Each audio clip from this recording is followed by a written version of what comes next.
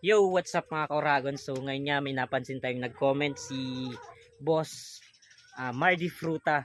So tanong niya kung paano mag-connect ng wiring sa thermostat. So ngayon, nandito tayo sa munting manuka natin. So ayan. So ngayon pupunta tayo dun sa may ating incubator. So ipapakita natin kung saan i-connect yung mga wirings. Alright. Let's go.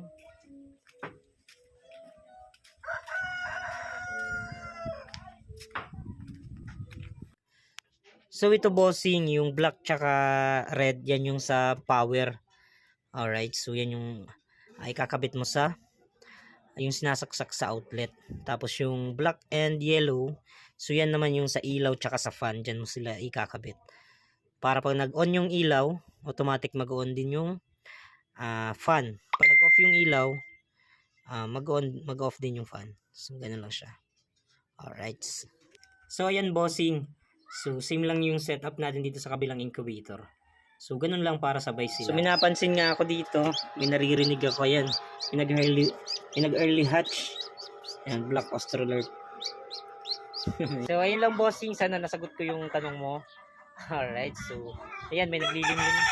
First day niya atangin maglilimlim. Alright. Yung ating kasing mga palahi na mga hen, so hindi na natin nilalagay sa incubator. Kasi marunong naman sila maglimlim yung ating mga brood hen. So yung iba naman na hindi, yun yung sinasakyan. Okay, so thank you boss.